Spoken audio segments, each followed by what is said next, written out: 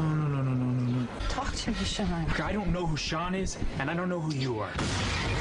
When you first hear the idea for this film, do you think, well, wait a minute, I'm just doing the same scene over and over again?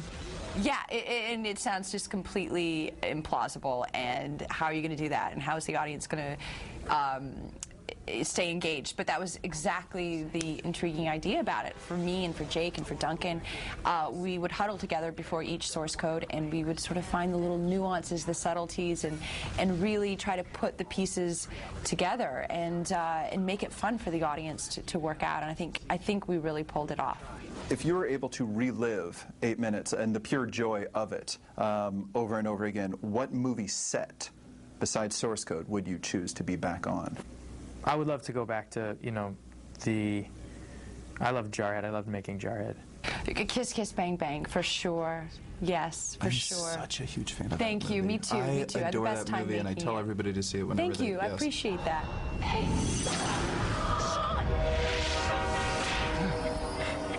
I took your advice. It was very good advice. Sean? One very tiny little thing I was curious about, just because of the camera work and everything else. Was that your foot that coffee was spilled on every time, or was that a stunt foot? We shot inserts and scenes simultaneously. I'm going to say that it was probably somebody else's foot, but I can't be so sure because, honestly, at a certain point on that shoot, I don't know what was going on. So you've had some great co-stars in the past. I was wondering if you wouldn't mind like a sentence or a quick thought on a couple. Robert Downey Jr. The best. I just adore him. But now nobody else can be the best. You realize that? Because he's now the best. Right, okay. Okay, Tom Cruise. He's the nicest. Shia LaBeouf.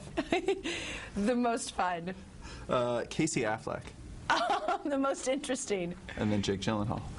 The sweetest. Have you ever spent any time in Portland?